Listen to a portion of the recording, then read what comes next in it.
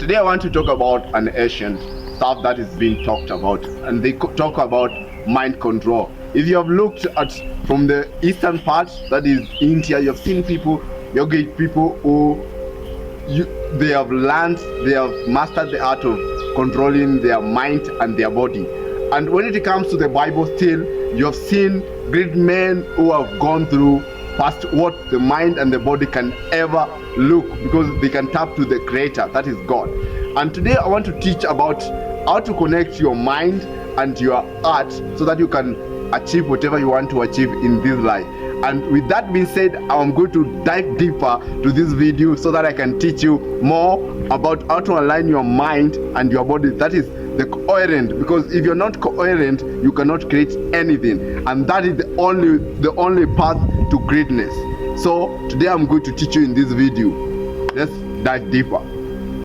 As I said, you have to know this, the relationship between the mind and the heart. And I want to show you the heart acts like a brain. And in 1991, they made a study and they discovered this. The heart had some neuron cells which make the neurons. And with that relationship, they found that the heart could register some information in the heart and it could not be taken away. It could be permanent in that. It was separate from the information that was in the brain. That means the heart was unique.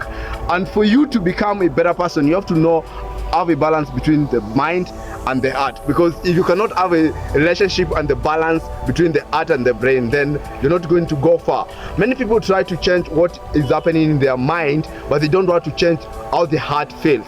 Most of people want to become better, but they are not willing to change how their heart believes, because many people want to leave the traumas of the past, let go of the things that happened in the past, but they're not willing to let go of what is happening in their heart. That means the heart is not developing and becoming better.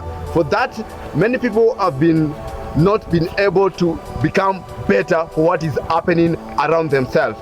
And today I want to dive deeper and to help you to have a relationship between the heart and the brain, because if you cannot have that relationship, we call it coherent, now you are going to be incoherent, and despite what you are going to create, now you feel some imbalance. That's why some people, because of that imbalance, they end up in drugs, and others commit other stuff that they don't change of what is happening in the reality, because they cannot perceive that. The brain releases some dopamine that help you to continue doing stuff. But today I want to help you basically. Now, if you want to create a balance in your life, for example, your heart may be needing to do something related to engineering, but your mind tells you, no, we want to pursue business. So how can you do the two but still bring equality between the heart and the brain? Something that you have to learn, something you have to come, and I'm going to break down in this. So the first thing is action. The action I'm talking about is trying to allow your brain, listening from your brain and your heart, and then bringing some action in, because when you take action brings results. So be willing to make action, because action are going to help you become a better person. So make action. Number two thing that I will tell you is that not only taking action, but trying to listen what is happening within.